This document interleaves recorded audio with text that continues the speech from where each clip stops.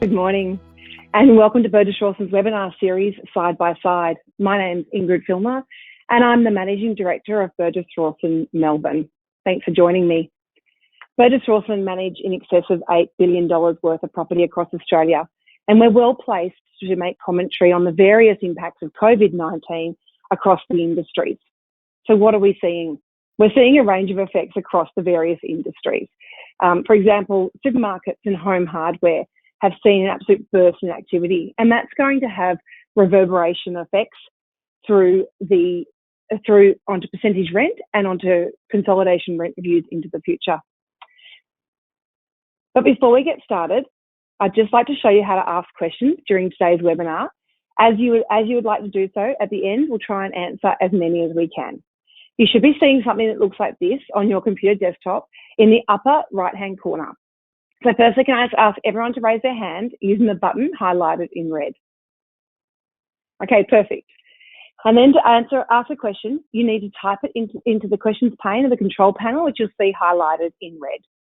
And you can send these in at any time during the webinar, and we'll address them during the Q&A session at the very end. So how is COVID-19 affecting the various industries in which we are market leaders? As I said, supermarket and home hardware are seeing a burst of activity, with some supermarket sales up by over 40%. That's going to have long-term effects in relation to consolidation rent reviews, percentage rent, and basic supermarket rents going into the future.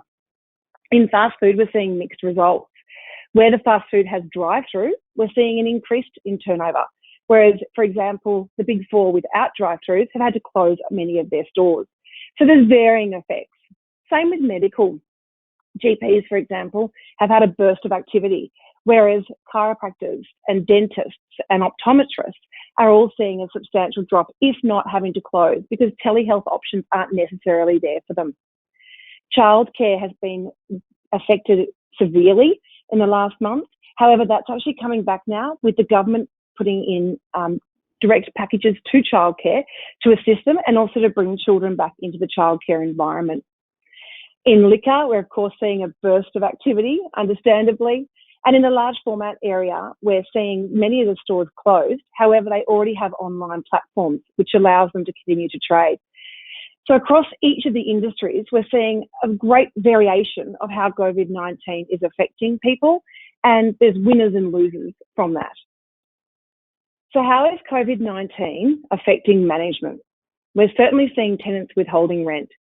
And it's important to note that without agreement from the landlord, it is just that, withholding. The rent does not disappear and the tenant will have to pay it eventually. We've seen a huge request for rent reductions, and it's really important that we get the terminology right here. There's a difference between a deferral, a reduction, and an abatement, and that's really important. A deferral simply defers the amount that you're taking off the rent now to a later payment date. It is still payable, and whilst you have had a loss in cash flow, you will receive the rent. A reduction generally means a reduction in the overall face rent, and that has a long-term effects for the life of the lease, because the actual rent of the face rent reduces, and the ongoing increases each year from that also then are reduced. So there is a long-term implication to the landlord. And then, of course, there's abatements, whereby maybe 1 or 2 months' rent is actually written off by the landlord and is not payable by the tenant. So there's the different terminologies and the different levers that we can use for rent reductions and giving tenants rent relief. The important thing here, in my opinion, is that you play the long game. You're better off working with a quality tenant and finding a solution with that tenant to keep them there long term than you are having a short-minded approach of, I'm simply going to make you pay, because some tenants simply can't.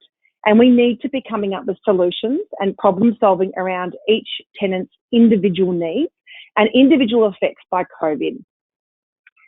I'd like to also, which will be discussed further in a further webinar, but it's very important that landlords are aware of their insurance requirements and security implications while their tenants are closed. It's really important that you notify your insurer if your property has been vacant for a period of time, or you expect it to be vacant for a period of time. And it's also important that you continue to comply with your essential safety measures, We've seen a number of essential safety measure contractors say that they've been unable to gain access and therefore haven't completed mandatory servicing. So we'll discuss it in a later webinar, but it's really important. The next piece is the code of conduct, and that is the biggest topic that has hit property in the last week from the government. The code of conduct, as speaking this morning, is yet to be legislated into any of the state's legislation as far as I am aware. However, we expect it to be legislated, and at that time, landlords will be required to comply with the code. However, the code is as clear as mud because it actually, whilst it uses terminology like must, for example, in clause 4, it then says that tenants can waive their right, or if landlords don't have the affordability to provide the assistance, that can also be adjusted. So it's a difficult situation in applying the code as a blanket procedure or a blanket rule. And this is where negotiation with your tenant is absolutely paramount. The key aspect of the code of conduct is that the amount of rent assistance is proportional to the amount that the tenant's turnover has dropped. So if your tenant's turnover has had a 50% drop, the expectation is that you would give rent deferral and rent waivers to the equivalent of 50% of the rent. So this, or as in itself, is already fraught with issues. For example, the government intimates that much of this assistance should be for 6 months. But what happens if COVID is over in 4 months, or 7 months, or 6 months and 5 days? Any deed of variation with a tenant needs to take into consideration the definition of COVID, when the rent assistance should stop, and in ways that it can also continue, should COVID continue past the 6-month mark. I think it's very short-minded to put a 180-day dot point on any rental assistance to a tenant. The rental assistance should be fluid with COVID. Any rental assistance that you provide should be documented in a deed, and it's very important to understand the implications of deferred rent. These rents could mean that rents in the future become risky for a landlord because they can't become unattainable. So there needs to be a clear assessment of the tenant's ability to pay.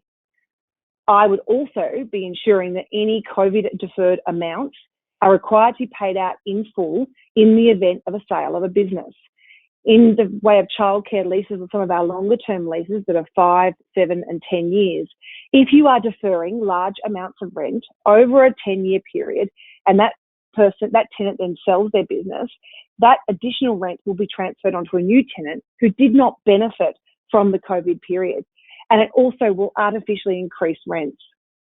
A consideration in relation to deferred COVID rent also applies to market reviews. You don't want the COVID rent to be added onto the face rent, thereby increasing the face rent to above market. A market review comes along in 2 or 3 years' time, and that market rent is reduced below the amount that was equal to the deferred COVID rent. So it's very important that you're using a clear deed of variation for your tenant, which outlines all of these different aspects. Also consider bank guarantees and rent reviews. So if a tenant has had a large amount of rent deferred onto their long-term lease, the bank guarantee or bond needs to be topped up to that amount. Otherwise, you'll be devaluing your bank guarantees. Another aspect of the code of conduct is that rent reviews are not applicable. And this is a really interesting one. In my opinion, I would be moving the rent review to post-COVID period. So for example, if you had a 3% rent review that was due on the 1st of June and your tenant has received a COVID waiver or deferred payment agreement, I would move that rent review to a period post the COVID period. And whilst I wouldn't back charge the rent review, it still needs to apply.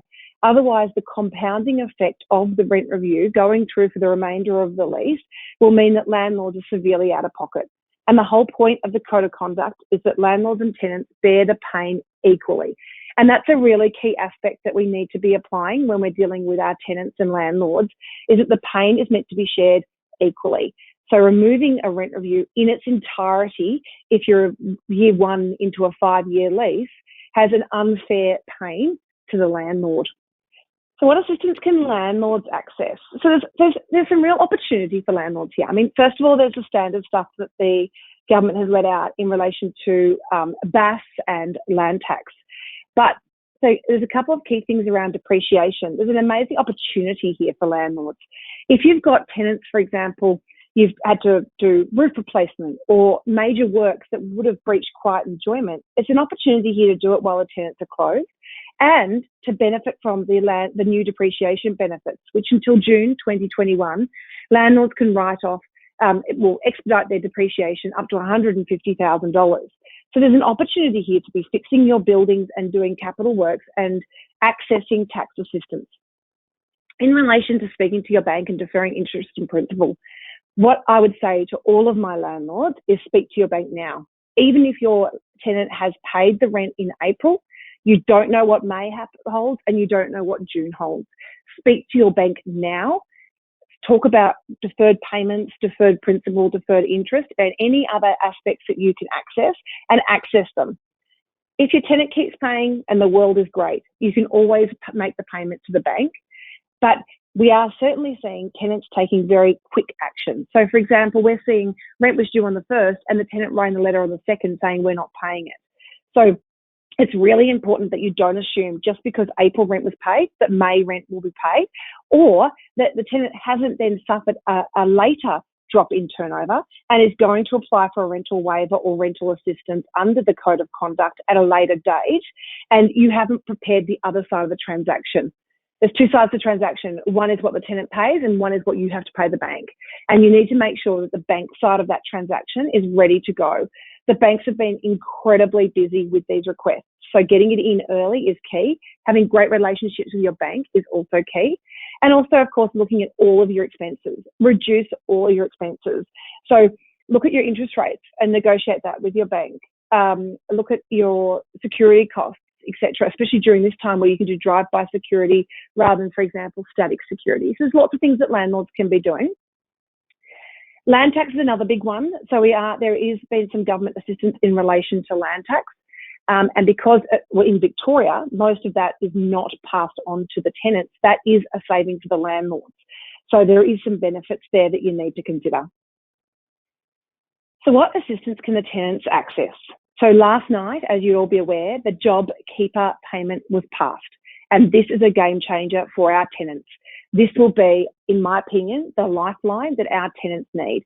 Because at the end of this, we all want tenants and we all want great leases and we do not want substantial vacancy. So it's really important that our tenants access the JobKeeper. The JobKeeper is also an indication for the ability to access the Code of Conduct rental waiver. The government said that the tenant needs to prove the amount by which the trade has decreased or prove that they are they're able to access the JobKeeper payment. The other access, of course, is the BAS for the tenants. Now, that's not coming out soon. That's after the next quarter BAS lodgement of April 28. And this has been one of our key problems and why we're sitting where we are. Most of the government money has not hit our tenants. And so as a result, they're struggling. They've still got rent payments and wages and all other expenses, and none of their government assistance actually hit. The payroll tax refunds only started yesterday. So that's the first amount of money we've started to see back to business, which is going to help tenants with their cash flow. The JobKeeper payment also comes in May. So that's part of our issues that everybody is facing right now is a lack of cash flow. And once that starts to flow, I think we're going to see a very different conversation between tenants and landlords. So what guidance is the government providing to landlords? So obviously the Code of Conduct, which we've already discussed, and I can discuss in more detail. And what it means for landlords, obviously, is the aim of it is to bring landlords and tenants to the table together. And I think that most of our landlords and my clients have definitely been doing that. We've negotiated numerous deferment, waiver and rent relief packages. But I think I implore all landlords to be pragmatic about this, is sit down with your tenants and work out a solution, because there is one. There is plenty of government money coming, and COVID is not forever. Our leases are for 5, 7, 10 years. So COVID, according to the government, might be 6 months or 4 or 5. So I implore you to be pragmatic about this and to work with your tenants. It's also very disappointing to see some, LinkedIn posts where landlords are being vilified. It's not correct. We are all part of the overall economy. Okay, so now to some questions. And I've got a question from Bettina here, which is assistance with BAS.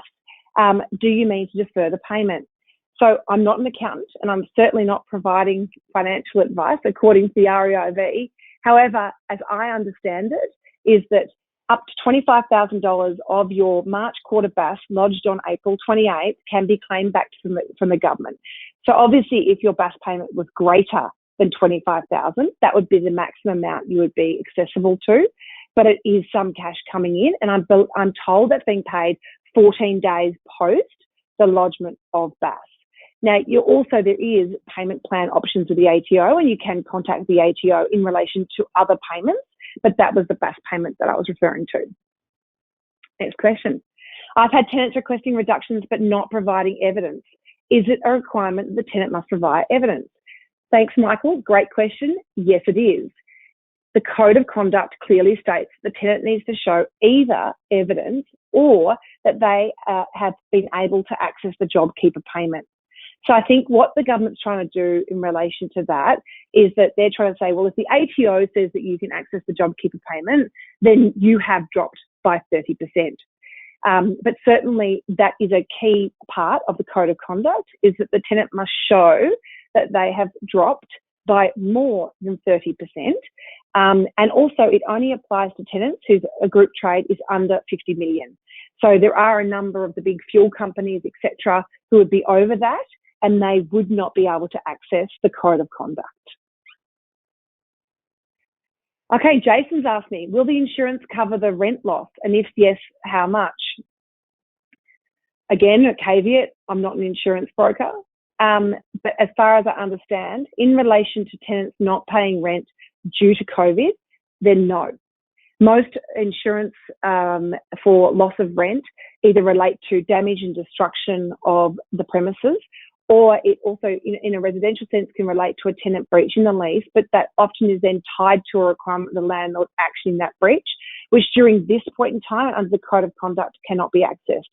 So in the conversations that I've had with our broker network, there's been that there isn't actually insurance for landlords in relation to lost rent. So unfortunately, we're out of time, so we'll have to leave it there. But I know many of you have asked questions during the session, so we'll be able to answer any of those in a follow-up webinar. And we'll be sending out some more information to all attendees after this. So keep an eye out in your inboxes. As always, if you need to speak to one of our team, just pick up the phone or shoot us an email or contact me through LinkedIn. We'll be announcing further webinars next week and after the Easter break. So look out for those, and be sure to register for part 2 of Adam Thomas's webinar on childcare amid COVID-19. And that's it. So happy Easter. Have a safe and very quiet break at home with your immediate family, according to Scott Morrison. And we'll be back next week. Thank you.